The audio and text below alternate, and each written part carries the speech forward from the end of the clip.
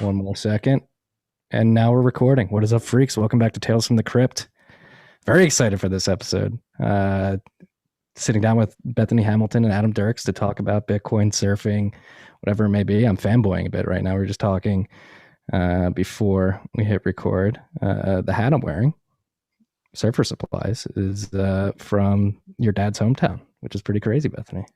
Yeah, so my dad grew up kind of near where you live, Ocean City, New Jersey, and the hat you're wearing is probably one of his first jobs. I'm not exactly sure, but he definitely worked there at some point. So did ding repair there for Yeah. years, he said. He's still a ding repair man. Yeah, he does my ding repair now. What kind of repair?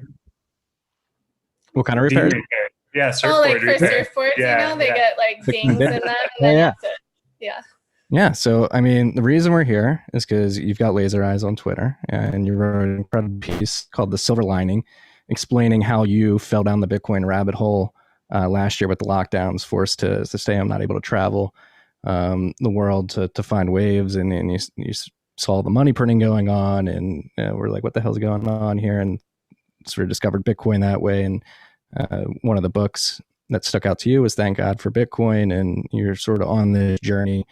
So definitely want to talk about that experience, but also I understand you guys have some questions, want to go over some Bitcoin 101 stuff, so we can definitely do that as well. So I'm very excited for this. Yeah, thanks. Yeah, we're stoked to be here. It's been a cool year of like learning about Bitcoin and going down that just trying to grasp and understand it. And I think my brother has actually been a fan for like 5 a long years. time. He's been like, he said he's been telling about it. But he's been telling us, but we had no idea. We like, never heard what he said. We Yeah. just went in one ear, out the other. And I think because like he's my older brother, it's just like, who, like, you're crazy. Yeah. You know, or a younger sister rebellion. I'm that older brother, so I've But now I'm in his shoes of like trying to communicate. And I'm realizing like, oh my gosh, I just sound like my older brother right now. Just like trying to tell people, but it goes in one ear, out the other, and they just think, they just tell me like all the things that are kind of like the most basic understanding or lack of understanding is like the common responses. So it'd be really cool to kind of go back and forth. Like you can share some of your knowledge. We'll just share a little bit of our journey. And Adam's definitely been at the forefront. And I've been trying to learn. Yeah, I feel like this last year, I mean, before this last year happened, I feel like with most things in life, especially with like faith, and it's funny how like faith and Bitcoin kind of intertwine, because it almost takes a rock bottom moment in your life to kind of like realize like, it's all butterflies and rainbows, everything's going really good. And then it took something really gnarly to happen and to realize like, whoa, everything's really not okay. Like there's just so much going on in the world that we're not seeing. And then like when your eyes are open, you're like, okay, we need to do something about this. And where can we go? What can we do to like not only help our situation, but how can we help others as well in their times of need and trouble? So that's kind of like the beginning of what began our journey into looking into Bitcoin, kind of like how we talked about that in the silver lining. It probably should have been the orange lining. We contemplated calling it the orange lining. After I was like, oh gosh, people are probably cringing on silver right now. Yeah. It's whatever. The message was just as good, no matter the title of the post. But was there like a particular event that happened last year? I mean, obviously the lockdowns happened, but were you noticing the Fed printing all this money, or was it the money, the stimulus checks? Was there anything particular that? Yeah, like personally, our financial well-being went like basically all our income got cut in maybe half or less at one point, and that was like we weren't ready for that. We weren't like prepared necessarily. We were okay, but it kind of was like, whoa, what if something like this happens and continues, then what do we do? So we started to just kind of feel from a personal standpoint, like how can we get out of the situation, or prepare in the future for just being in a healthier place. And then seeing the amount of money being printed, I think it was like 25% of all the money ever printed in the last like 18 months. And I don't know if everyone understands like what that does to the US dollar in particular. And so we started to kind of run down that and try to figure that out and how that looks. And I'm still like, I keep telling my friends, like, your money is not, like, your savings in particular are not safe in the US dollar, but they keep saying like the opposite. Yeah, well, it's one of those things, right? One of the, I guess, adages that people fall back on when they're trying to describe Bitcoin, and more particularly money specifically, is people, we just go through life. We were born and you're running and you're just going on. You never stop to think about, wait, what is money? Like, you just take it for granted, right? And I think it's safe to say that around the, or I don't want to say around the world, there's definitely a place like Venezuela, Argentina, Turkey, Lebanon, where people are like, all right, like, we really need to figure out what is money. But particularly here in the Western world, for quite a while, we've had the privilege of being able to be complacent, not really have to question what money is or its purpose, or more importantly, what a good money should look like, and being able to identify that. And so I think last year with the M2 money stock going up by 25%, what took literally 108 years to get to one point. And then it was you added 25% of that 108-year effort in the course of 12 months. It's pretty jarring, where it begins to shake people like, oh, maybe we should be paying attention to this. And it's a good sign that more and more people are. It's pretty heavy what's going on, but to solve a problem, you first have to identify it. And it seems like more and more people are starting to identify it. Yeah, and it's something that I feel like in our schools and education system, like, it's not something that's being taught. And I like Jimmy in his book, Thank God for Bitcoin, and we recently met up with Robert Breedlove and talking to him, and he brought up a good point. Like, you can go to college and all these financial classes, and they don't talk about, like, you almost talk about how the current financial system is like a deity. You don't question it. Like, it what it is. But it's like, oh man, there's a lot to learn. Yeah. I majored in economics in college and didn't learn a thing about money, or like how it was just monetary policy.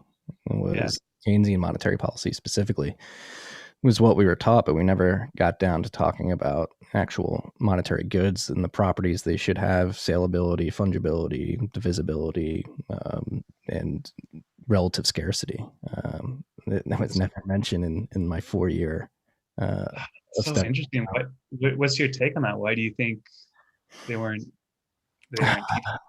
I try not to like be pessimistic, but like there's like a concerted effort to make sure that people don't know what's going on. I think, right. And the way the current monetary system set up is like cash and money isn't really important to the academic economists that are in charge. They're more worried about like manipulate interest rate targeting and stuff like that, and supply side factors that they don't think it's important. So they don't, in terms of being integral for an economy, they think the ability to manipulate that stuff makes the actual monetary good irrelevant. And so they don't focus on it at all. And so you don't learn about it until you graduate college and you fall down the Bitcoin rabbit hole and you're like, wait a second, this makes a lot more sense. Yeah. So I don't know. Yeah. It just, like, all the qualities of Bitcoin just seem to like check mark, like check off everything that a monetary, a financial system should have and should be. And yeah. And at the same time, it's so mind stretching, because it's like, why do we find value in this digital mathematical, I don't even know how to, like, it's a solution in a sense, but like, and I get why we find value in it, but someone might be like, whoa, well, what if I had a huge slab of gold like in my backyard? Like I could like chip away at that or something. It's very like unsustainable. But I'm just saying, like, I could look at gold and think like, wow, gold is so beautiful. I can like tangibly feel it, and look at it and see its beauty, or like wear it, you know, as jewelry. Whereas like, and then at the same time, there's so much movement towards modern technology. So it's like we should be embracing some aspects of modern technology, right? Yeah. Like that's why I, like for my parents or even my friends, like they don't get it, like because it's so tech and mathematically driven and hard to even comprehend. Like, why would you put, you know, your life savings in that? Or sorry, maybe not life savings, maybe the 1% you're not willing to lose. Not life savings. For me, at least, I'm kidding. I figured life savings, but so when trying to describe Bitcoin, I like to break it down into two parts. You have Bitcoin, the network, and then you have Bitcoin, the asset, the token, right? And Bitcoin, the network, is what enables Bitcoin, the token, to accrue value, right? Because Bitcoin, the network, is distributed. Individuals running nodes around the world. It allows you to act in a peer-to-peer fashion. And that, in and of itself, the network and the distributed nature of it has incredible value in terms of being able to actually move money across the world, because it allows you to make transactions that they don't want you to make.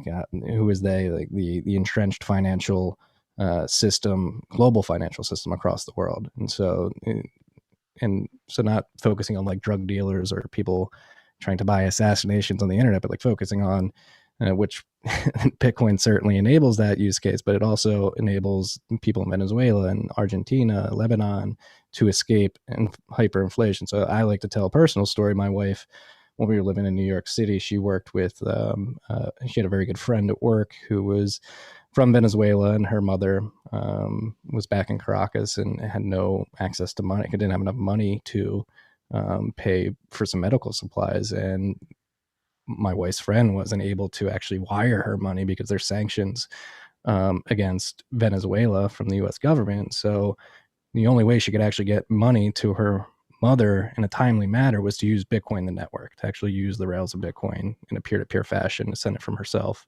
to her parents in Venezuela so that they can then liquidate it locally to buy medical goods. So that network aspect of it has extreme value in terms of peers being able to interact without a third-party intermediary in the middle, somebody with subjective sanctions. There's a good argument to be made that a lot of the regulations and sanctions that are thrust on the traditional monetary system from corrupt governments aren't really just. And so Bitcoin allows you to route around that. So that network property has extreme value in the sense that it is an innovation of a protocol that allows you to exchange value, where the internet's an open protocol that allows you to exchange information. Bitcoin's a similar protocol that allows you to exchange value. Let me know if I'm getting too far into the weeds here. No. Do you think that did a good job? Was that basically answering how does Bitcoin work? That was one of the questions I got from my friends. So yeah, well, that explains the value proposition, how that networking actually happens, or how that peer-to-peer value prop is enabled. Is, again, individuals like myself right down here next to my computer. I have my node running. And so I have the rules of Bitcoin. I have the full ledger, the history of the Bitcoin's ledger on my computer. So I save that as a file on my computer, and I have a copy of it. And tens of thousands of people across the world are doing similar things, where they have their computer, they have their copy of the ledger. And so that makes Bitcoin extremely robust. And where if somebody were to come into my house and throw out my computer, a policeman or something like that, like Bitcoin would survive, because there's thousands of other people with the state of the network around the world, geographically dispersed. So they can't, it's extremely hard to kill Bitcoin, the peer-to-peer network. People will be able to broadcast transactions whether or not my node gets destroyed or confiscated from somebody. So the way it works is these nodes basically have the rules of Bitcoin. They have the history of the Bitcoin ledger. And when somebody broadcasts a transaction, so I broadcast a transaction from my node, it goes out to another node. It says, hey, Marty's trying to send a Bitcoin transaction to Bethany. The node checks to make sure that transaction is within the rules of Bitcoin at any given point in time, and that I actually have the Bitcoin to send to you. It says, all right, this is a good transaction. It's following the rules. And then it propagates it to other nodes. And then those nodes basically signal to miners who are mining Bitcoin. And we'll get into mining later, but we'll keep it 101 right now. Say, hey, these people are trying to send transactions. They're playing by the rules. They actually have the Bitcoin. So if you make a block, you could include these transactions in that block. And so the miners, as they're building blocks, will gather those transactions and then add them. Say, all right, these guys are playing by the rules. Their transaction gets added on the block, and then they start building another block. Again. No, so like the peer-to-peer is like crucial and like so like life-giving and freeing. I feel like what we've heard about recently, what's happening in El Salvador, we've surfed down there a couple of times, kind of like similar stories what you're talking about, like hearing about Bitcoin Beach happening in El Salvador, where that community is able to transact and like kind of come out from underneath the inflationary currency that they're like stuck under, and they're able to, I mean, it's like I had my mind thinking with like all these like big market corrections happening now, and like, oh man, those poor people, like their value.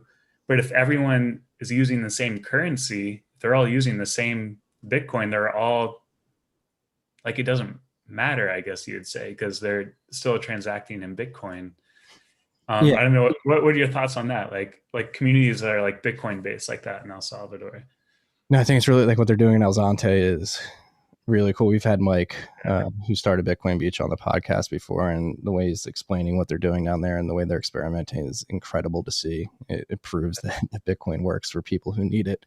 In terms of like volatility, and Mike explained this on the podcast, like people using Bitcoin in places like El Zante understand that it has volatility, price volatility, when priced in fiat currency, mainly US dollars. So they'll act accordingly, having that in mind. Like, hey, this Bitcoin is going to be volatile, so I'll scrape off a bit into cash for what I need to make sure that I don't go bust. But other than that, I'm going to hold as much as possible. And speaking to Bitcoin's volatility, it makes sense. Like the world is trying to accurately price a new monetary good for the digital age in real time. It's only 12 years old. You're not going to get perfect usability, distribution, and price stability out of the box. It's going to take time.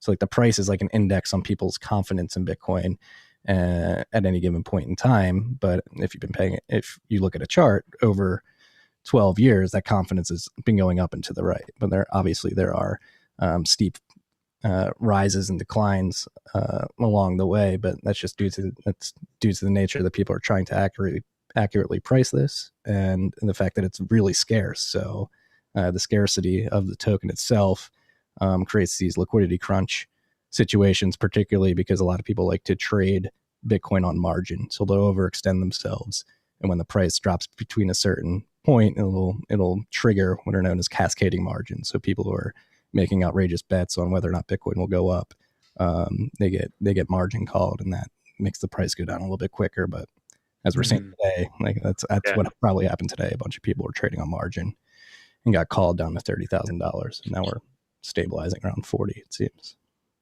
Nice. I wanted to go back kind of like to why we need, or why Bitcoin could become like, or it already is really beautiful, but it could become and grow to be even more like essential for life. And I guess kind of going back to, a lot of my friends aren't necessarily questioning the financial system, and we haven't been taught that. I mean, I knew nothing about finances at 19 years old, let alone 25. By the time I turned 30 was when we started like really figuring things out more because of necessity and responsibilities to be taken care of.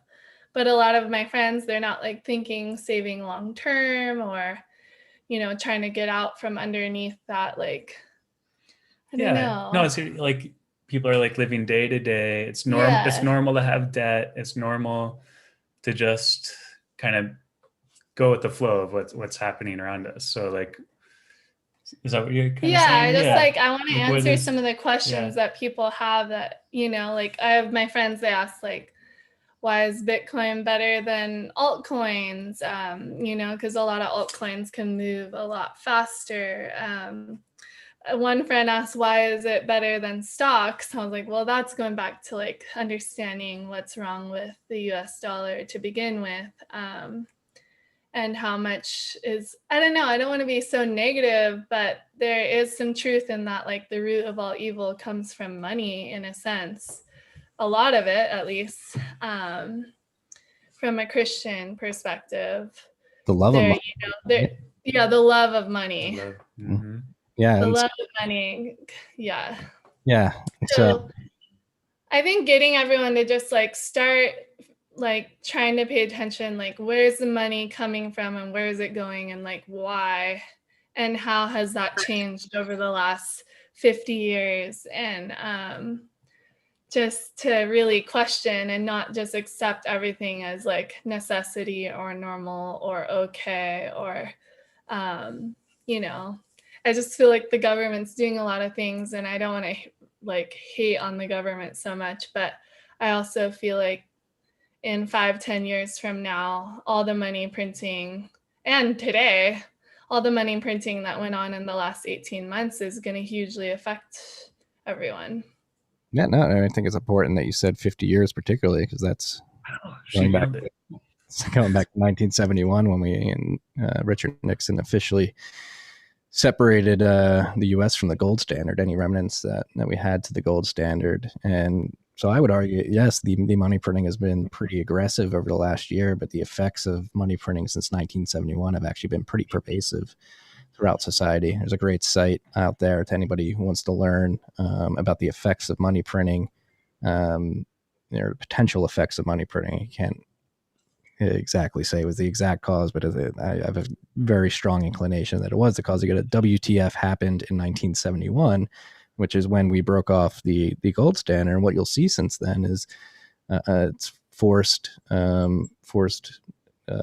like you can't raise a family off a single income anymore. So you need both parents working, being away from their kids to actually be able to provide a life for them. For most people, you had like the cost going up pretty considerably over time, particularly in education, healthcare, and real estate. Not real estate so much, but education, healthcare, strongly subsidized by the government and money printing. I mean, education specifically, a university system. The fact that the government just gives out very low cost loans to anybody who wants them, and it's naturally going to make the price of university go up because the schools are just like, all right, the government's giving out these loans, we can raise our prices, but that prices people out of the market. So, and this has been a slow, like death by 1,000 slices over the course of 5 decades. Slowly but surely, they've been printing more and more money and backing themselves into a corner where they're accruing a bunch of debt. And to get themselves out of that corner, they have to print more and more money. So we're seeing them have to print 25% of the total monetary base, MEM2 money stock in 1 year. So how does Bitcoin compare to that? And so under that system where the government and the central bank in conjunction, so I would say the Treasury and the central bank, Federal Reserve, work together to expand the monetary base. And when they do that, they're basically expanding the pie. So if you have a wage, an hourly wage where you're making $15 an hour, $20 an hour, if they're printing more and more money, you're still making $15 an hour. And so the more money that enters the system devalues your $20 an hour and decreases the purchasing power of that $20 an hour. Yeah, so that was interesting this year. They didn't raise the minimum wage price along with all the printing. So people are really going to be getting pushed down and more down. Yeah. And I thought, and with like Jimmy and that group of authors with Thank God for Bitcoin, like they did such an incredible job, like going all the way back. They didn't even talk about Bitcoin until like the last couple of chapters, but like going back to the history of like how the government from the time of history was essentially manipulating and debasing currencies, whether that was like through by minting it and smelting down different types of metals into their coins, and then it continually happens. It's like it's inevitable. Like, so yeah, I know Bethany doesn't want to like bash government, but it's like too big. We see through it all. Like we've seen it through like not only we've been on the journey like years ago, seeing through like we take our health into our own hands. Like we have government intervention into our health shouldn't happen. And so like when we see like when it clicked for us to see like the government intervention in the financial realm, it was like, oh, of course this is happening there too, because it was already in our minds with everything else. But yeah, anyway, I don't know where I was going with that. It's like, yeah, there's just a lot. It's the intervention. It has unequal effects across society, right? So there's this idea called the Cantillon effect in monetary economics, where the people closest to the spigot of money creation, which is the Federal Reserve, and then the way they distribute their money is they have what's called the Fed window, where all the primary members, which are commercial banks like JP Morgan, Wells Fargo, Bank of America, and other entities, get access to the newly printed money first. And so the way money's created, the Fed goes, the Treasury will issue treasuries, and the Fed will buy, and then the banks will buy those treasuries, or simplify more, the Treasury issues treasuries and then ends up on the Fed's balance sheet, and they create dollars to get those treasuries, and they give those dollars to the banks. And when that happens, at that point, basically the banks have first access to the money. So they have unequal access to the information flow, particularly around money, where they get the money, and then this is why you're seeing like stock prices at all times high. They're able to put it into assets, financial assets, particularly, that mostly only wealthy people own, or more well-off people, higher upper middle class to extremely wealthy people. They get the money, and then they put it to these financial assets, and those financial assets go up in value on paper, making those people rich, and they can cash that out for cash, and the money doesn't percolate to the middle class, lower class. And by the time it does, prices have gone up because there's more dollars in the system. And so the money printing, the way it actually happens, the mechanism of how it flows from the Fed through the Fed window to the primary dealers that have access to that window, it gives them undue advantage compared to the little man who's working for $20 an hour and doesn't have that type of financial access. So those people, that would actually argue that's an immoral monetary system, because it favors those closest to the spigot of money creation, and really drives inequality at the lower end of society, where again, people are in the hamster wheel making $20 an hour, and yet the people at the top are getting free access at very low interest rates to newly printed money, and then they can just drive it into assets and use those assets as collateral to buy other things. And more Bitcoin, it's different, right? It's there's no Federal Reserve that's actually deciding whether to expand the monetary base and manipulate interest rates. Like, it's written in stone, and anybody can participate in it. Anybody has the ability to plug a miner in and contribute to the addition of blocks to the Bitcoin ledger, and therefore access to newly distributed Bitcoin via the protocol. And so that completely changes the game, where instead of having one very centralized entity controlling when money is created, you have, like, theoretically the ability for anybody in the world to participate in the production of new Bitcoin blocks, and therefore the distribution of Bitcoin throughout the Bitcoin monetary network, if you will. No, I think that's beautiful, because like Bitcoin can become that tool where, like, the problem is, like, it seems like it wants to have like too big of a government, and like the original intention of government was like to serve us and be like a tool for us, like, help us build roads and put in infrastructure. But then it just got just an avalanche of power and wealth. And I feel like Bitcoin is kind of like that tool for the everyday man to come and like kind of gain some of that sovereignty back. Yeah, no, it's calling back civil liberties and autonomy, like from the government in the digital age, and that's the other thing. Like money should be a market-driven good, a market-driven asset. Like you should have the market coalesce on what is a good monetary good. For thousands of years, gold and sometimes silver were those goods. The market just said, "Hey, this gold, it's scarce, it's divisible, it's transportable." It doesn't tarnish. Like this is a good money, and the market decided that. There was no government that said gold is the money. There were obviously governments that issued gold tokens and silver tokens, but they always coalesced on this market driven um, commodity in gold as like a good money. Where today it's just literally like, trust us, like we're going to print these U.S. dollars, and it's backed by the full faith of the U.S. government. And so, how much faith do people have in the U.S. government is a very big question that we have to come to grips with right now. And as they print more and more money, they're losing credibility, if you will. It's like, all right, like you're printing all this money. Yeah, I wonder, like, how do you think the U.S. dollar will fare? And like, it's kind of been the front runner for a long time now. Do you think it will continue to be? I mean, I think so for the foreseeable future. I don't know. That's Bethany, you're asking. It's hard it's really interesting to think about. I mean, that's going down a whole nother like. So I read a lot of monetary history, particularly around hyperinflationary events. And what scares me, so I wrote a newsletter in April of last year. I read a daily newsletter about Bitcoin and macroeconomics. In a prior life, I was I worked for a managed futures fund as an analyst, and we traded currencies. And so I've been pretty involved in the macroeconomic news scene, just following it for over a decade now, which is hard to believe. But where was I going with this? I completely forget where I was going with this. We have your newsletter, by the way. We get your news.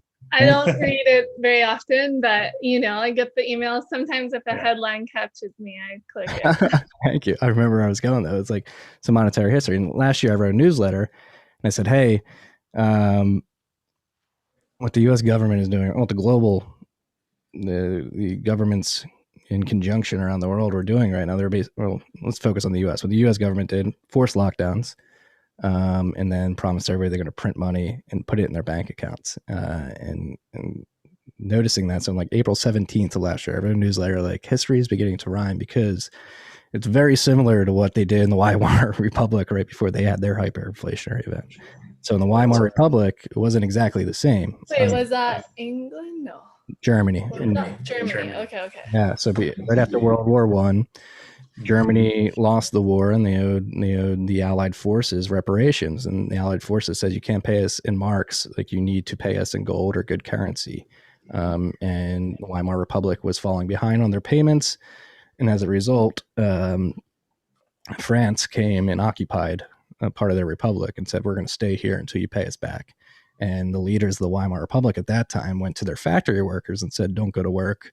We're not working for these guys. Like, what we're going to do is we're just going to print money and give it to you. And it's not the exact same thing. We don't have an occupying force in America and the government saying don't go to work because we don't want to pay these guys. But we had COVID happen, and you shut down all the businesses and you don't let people go to work, and then you print money and put it in their bank accounts. It's not exactly the same, but it's very similar. And at that point last year, I said there's probably going to be some inflation over the next 12 months. And fast forward to today, you had the April inflation print well above the Fed's expectations at 4.2%. And that's using the CPI, which is a manipulated metric and doesn't really capture real inflation. You just look at the price of lumber, the price of copper. That's why it's like hard, because I think a lot of people, it's hard to discover like how the inflation is actually playing out. So let's think of like some easy examples. Like that's why I really like Michael Saylor. Like he busts out these like what do you call it? Analogies that are like metaphors that are really common day. Like I think of like my parents, they bought a property down the road for $40,000 35 years ago or so. And today that property without the house would probably be worth like, you know, Something ridiculous. 600,000 at least. 20x, it's 2000%. Like, yeah. So I just think like trying to help people like stretch their mind in that how does it look like in everyday? Like, how does that affect us in the everyday? Your grocery bills go up, the cost of energy goes. So look at gas prices right now. So what we did is we shut down the economy and we basically borked the supply chain. And economies are very complex. You can't just turn them on and off. They're not a light switch. So this is a good analogy. The economy is not a light switch. You can't turn it on and then turn it off and then just expect to turn it on and everything to go back to the way it was. These are very complex systems with very granular processes that happen at different parts of the economy to make the end products that we use today. So like housing being one of them. Like when you shut down the economy last year and the lumber mill shut down, they sent all their workers home. And that creates a supply crunch for lumber. And then you have people who want to buy homes, renovate homes, and they're getting money airdropped into their bank accounts. And so they're competing for scarcer goods. And we're not cutting down as many trees and making as many 2x4s with more and more money. So that's naturally as they compete for that good that's becoming scarcer because people aren't in the mills to actually make more, it's going to make the price skyrocket. And lumber prices at their peak were up like 2,000% since last July. I think as early as this month. And so that's why you could buy like a stack of 2x4s beginning of last year for, I believe, for like $279. Today it's like $13, which is like, oh my gosh, that's the effect of inflation. And you're seeing this a lot, like at the grocery store. Beef prices are going up, wheat, soybean prices are going up, and so that makes cereal bread more expensive. Yeah, so I think it's like, this just gets my mind thinking of like, I think a lot of people are, on one hand, they're scared for their health because of the way they've been communicated to, in particular. So the fear is like building up. So yes, like let's close down the economy, let's roll with it. Like this sounds like a great idea for the sake of our health. But like then you look at the other end of the spectrum, and a lot of the people who are living month to month, dollar to dollar, like they're literally living off their next paycheck. So they get their money, the stimulus, but then they're never going to be able to get on the other side of that because now everything costs that much more. So they're pushing them down. And that's what like makes me so sad, is it's forcing people into desperate situations and poverty, really. And then on top of that, like the past week, we've seen all this FUD around Bitcoin where fear, misunderstanding, and doubt about, so like why would, there's all this from higher up authorities are saying like Bitcoin is like it's nothing, like you're not going to be able to get it.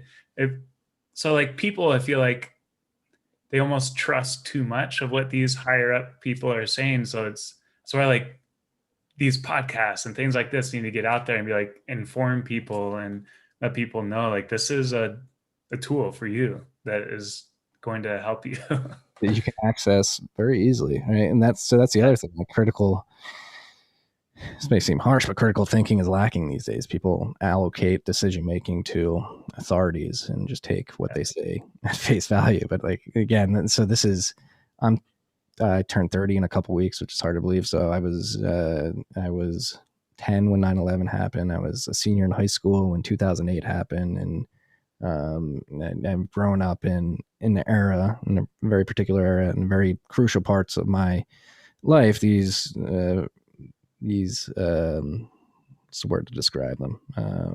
Very pivotal moments. Pivotal moments, but like even more than that, like very like societal moving, like crazy events have happened at very impressional points in my life. When I was 10, I remember how emotional everybody was around 9/11. And then like I remember I was going to middle school and they were like ginning us all up as like 10, 11, 12-year-old kids to go to war with Iraq. And then fast forward 8 years and it's like, oh, maybe the pretenses for going to that war were false. Like there were no weapons of mass destruction. Like Saddam Hussein had nothing to do with 9/11, We completely went over and bombed a foreign land and killed millions of people under false pretenses. Then you fast forward to 2008, and the financial system collapses, and then you see the stimulus after that, the TARP bill. You just had politicians politicking and trying to get favors that they want to pass for their localities at a crucial time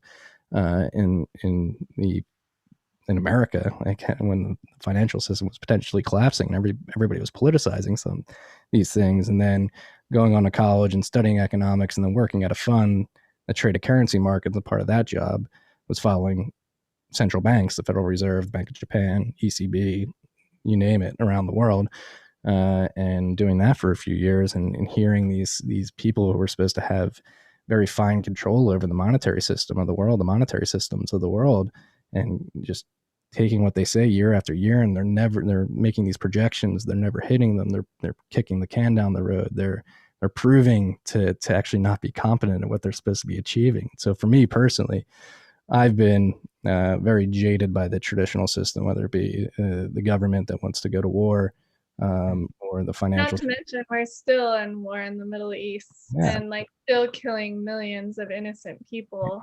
Yeah, and so that's that should not be happening. Yeah, and they masquerade everything. Everything's very hush hush under the table. Don't worry, we've got this under control. You can't audit anything that's going on. You don't know where any of the money's going. You don't know what's being done in your name as a taxpayer. And so that's one of the reasons I've been drawn to Bitcoin. Bitcoin's very transparent. You can audit the rules for yourself. You can literally go into the code and read it for yourself and understand how it works and have certainty of how it will work. So juxtaposed with the system that's consistently lied to me and doesn't allow me to audit it growing up, Bitcoin is the exact opposite. And that's what draws me to it. And that's what I think the world needs personally, is something, a more open system like that is fair for everybody. I like that. Fairness in money is like going to bring so much more freedom for everyone too. And just be able to allow people to get out from underneath that financial suppression. Yeah, and it opens up for people globally. So another episode I recorded a couple of months ago, a gentleman named Paul Toy, who's building an app called Sphinx Chat. Actually, people will be listening to this podcast on Sphinx Chat. You can listen to the podcast and stream sats as you're listening per minute. People listen if they want to provide me value because I'm providing them value in terms of this interview. They can stream me sats and they'll listen via this app that Paul's building called Sphinx Chat. And he has another company called Stackwork. And this is basically trying to give people right now in Argentina and the Philippines, particularly people of basically who are not well off at all, or who are living in places where they don't have access to good jobs. He's trying to get them a job in a digital world. So Stackwork, what he does is he sends them phones preloaded with like a Bitcoin wallet and the Stackwork technology stack, and they basically do these mechanical Turk function where they CAPTCHA, where you have to go on a website, you have to point out the cone, the walkway, the bus. You have to like find the bus when you go on the internet before you go on a website. So instead of like those types of companies will actually pay people to do that. So he gets them these cell phones loaded with Lightning wallets that accept Bitcoin, and they can do this work and they get paid in Bitcoin. And so they're actually getting paid and being introduced to the digital economy in places where they would have no opportunities for jobs locally. So the fact that he can send them Bitcoin from the United States to the Philippines and Argentina, he's basically creating a digital workforce that can access a monetary system from their phones, and they don't have access to bank accounts or jobs at the very least. And so he wouldn't be able to send a wire over banks because they don't have bank accounts. You want to be able to send Western Union because they don't have bank accounts. The fact that it's software and you can just download an app on your phone and literally have a bank account in your hand really opens up the human potential around the world. All you need is a smartphone, which are becoming more prevalent, and the ability to download one of these wallets. And then I imagine and hope they would have like a backup for their phone, because if they lose their phone. Yeah, so you could back up your Bitcoin wallet, right? Maybe write down your seed phrase and you keep that tight. your phone could get Don't thrown. lose it. I was already Don't stressing lose over it. their cell phones. I'm like, Getting don't rely on thrashed. your cell phone or you're losing it all. That's so cool. I feel like there's a natural overlay. Like you're a surfer, we're surfers. I feel like the surfing community and Bitcoin community like fit naturally. But maybe it's because like we travel to all these third world countries and we see the poverty, we see the need for something like Bitcoin in the world, and it's like it's for everybody. Yeah, no, it's particularly what Paul's doing at Stackwork, right? You get that phone, So cool. you get a job, but then you get access to like social media and the internet, so you're able to actually teach yourself things like on the side, like after work. Like you're opening up incredible possibilities to these people just because we live in the internet age, the information age. And so that's another way to describe Bitcoin, right? Like it is just another layer, a missing layer that's been missing on the internet stack. Again, we described earlier, the internet's an open system that allows you to exchange information. Bitcoin's an open system and allows you to exchange value. The internet was actually designed, when it was originally designed in like the 70s and 80s, there was intention to have a native payments layer in the internet, but there was never a technology to make it possible. So if you go to a website, the 404 error, when you go, it's like 404 error, this server does not have this piece of information. I go back to yeah.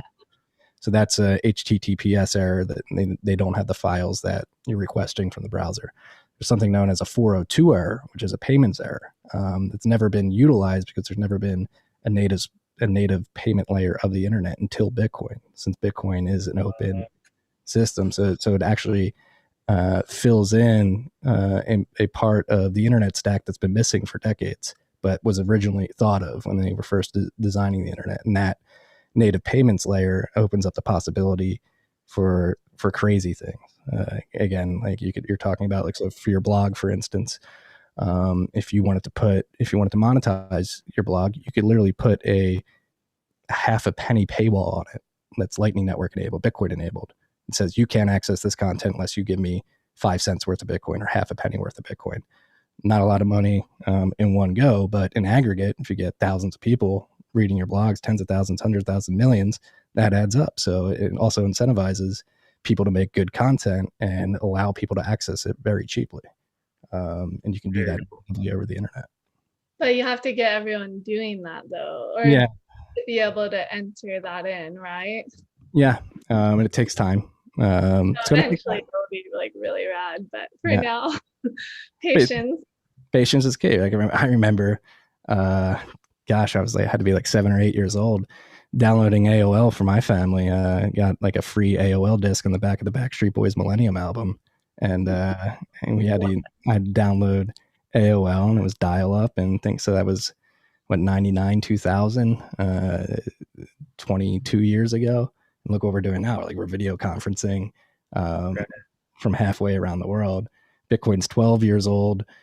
I think, you'll be surprised with how quickly it happens. I'm not going to say it's going to happen tomorrow or next year or 5 years from now, but the ability to build on top of Bitcoin's protocol and extend the protocol to just inject it into things that we do in our everyday lives, like content, is becoming more and more apparent to more and more people.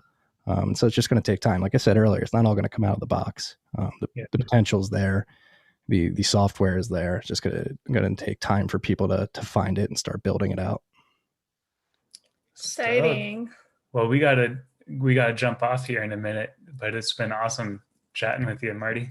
I'm sorry if I get too in the weeds. I've actually been told I'm a bad Bitcoin 101. My wife, she gets disappointed in me. No, I was talking with a girlfriend of a Bitcoiner the other day, and I was like, yeah, we should do like a basic, like have you come on the podcast with me and just get real like basic for everyone.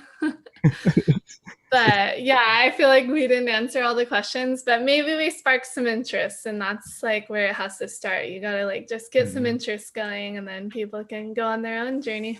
Totally. And I think, to distill it, Bitcoin is freedom in the digital age. This is what I like to tell people. Like, we either get a digital panopticon where all of our financial transactions are tracked. You can only spend money where the authorities want you to spend money. They're allowed to print the money at will. You have no control or say in the matter. or you get a system built on Bitcoin, which is free and open source. And Bitcoin is about freedom at the end of the day, freedom in the digital age. We either get the Chinese digital panopticon exported to the rest of the world, or we get to fight and build this actually free and open source monetary financial system that respects human dignity and really is actually true to the ideals that America and free democracies were founded on. Right on. That was a perfect ending. Right. We shall hodl and we shall keep spreading the word. Well, if anybody has any questions they want to ask me, my DMs are open. Thank you guys for joining me. Thank you for doing what you do. I mean, you're a huge inspiration. We didn't even get into surfing, but that's another thing. If you're trying to sell it to like a surfing crowd, is like Bitcoin and the ocean are both humbling experiences. Like Bitcoin forces you to learn and ask these hard questions about money, and the ocean forces you to ask these hard questions about life, and really helps you realize that you're a human and your mother nature is a strong beast that should be respected. Similarly, Bitcoin is a humbling experience. It changes you more than you're ever going to change it. And similar to how the ocean changes you when you surf a lot and you understand its power and the intricacies of that. 100%. Yeah, they're both very humbling. Even after 30 years of surfing, I'm still like humbled by the ocean and feel like I got a lot to learn still. And I'm like still so much to learn about Bitcoin, but I'm stoked. I'm finally going down that realm. Now I've got like the juice, Bitcoin and energy too. Bitcoin is the currency of energy, which is a good thing. It takes scarce energy resources and turns them into a scarce digital good, which is memorialized on this ledger, which is actually beautiful from a conservationist perspective. You're conserving these scarce energy resources in this digital asset that holds value into perpetuity. So you're respecting the Earth's natural resources as well. But you two have to go. I can't keep rambling. Thank you. This was, I thought I was going to be asking. But wait, now you left everyone with questions about the environmental side, which the mainstream news is pushing heavily lately. Maybe you should finish with a quick chime on that. All right. Here's the spiel. So I work for a Bitcoin mining company, and we use natural gas as our source, our energy source. But the natural gas that we use is typically flared or wasted on oil fields. So when you poke a hole in the ground, oil comes out, gas comes out. You can't always get that gas to market to a pipeline. They literally just set it on fire and send it to the atmosphere. There's a lot of methane leak, which is a stronger greenhouse gas than CO2. You can't control the leak because of the wind.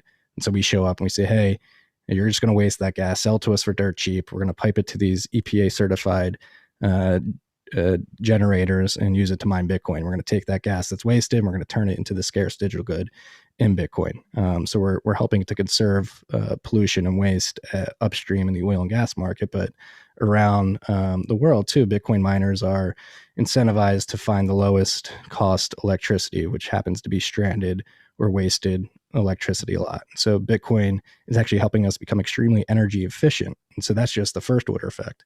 Second order effect is Bitcoin mining, it ushers in a sound digital monetary system, which severely reduces the amount of misallocation of capital. So the fact that the Fed and the governments can print all this money and just send it to the banks, and then the banks can go give it loans out to new businesses, like there's no opportunity cost for spending money. And so like you can just print money, give it to people, and then they'll go take that money and use it on things that take energy and hurt the environment. So under a Bitcoin standard, you can't just do that. You have to weigh the opportunity cost of investing in something that may be wasteful, may not pan out, versus something that's actually advantageous and additive to society.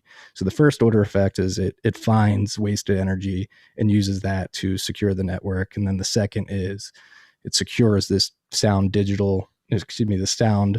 monetary system in the digital world that actually will reduce waste by reducing capital misallocation that's enabled by the fact that they can just print money and give it to people to do things that probably otherwise wouldn't be invested in. Boom. Whew. I practice it. That was awesome. Right on. All right, we got to run, but okay, thanks, Marty. Awesome. Good. Maybe we'll hit you up if we're in Ocean City area sometime. I would love that. We can surf it. Definitely. All right, take care.